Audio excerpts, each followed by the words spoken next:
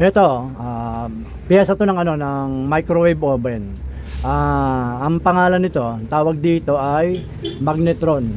Ayun ang nakasulat sa likod niya, nakalagay danger high voltage. Yan, nakasulat na ganyan. Ito yung nagbibigay ng ng init sa linalagay natin sa loob ng microwave oven.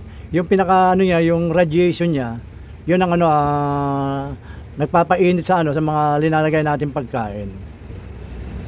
Bali ang naging sira nito, pumutok yung yung microwave oven, may kumislap sa loob. Kaya siya, hindi na gumana. Pero may power siya, may liwanag, pero wala na siyang wala na siyang init na lumalabas. Kaya ito, tinanggal ko to, kasi ito ang naging sira. Ayan, kung pagmamasdan nyo, ayan, nangitim, pumutok. Ito kasi nasa nasa loob ng ng dulo ng microwave oven ito. Ito yung naglalabas ng ng init para do sa pagkain. Ayan.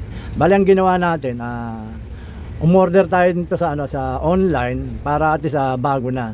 Kasi hindi naman to nare-repair. Pag nasira to, isang buo ang palitan nito.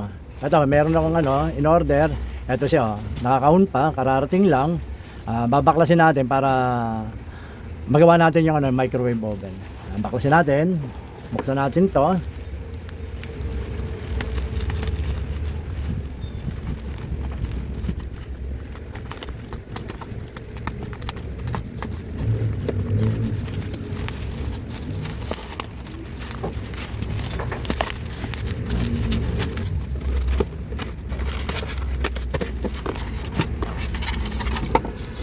Ayan, ito yung bagong magnetron, yung high voltage niya. Yan din nakalagay. Danger high voltage. Ang model number niya ay M24FA-410A, parehas. Ayan. Ito yung bago. Ayan. Maganda yung maganda yung harapan. Ito ang ilalagay natin na magnetron para magamit na uli yung yung microwave oven.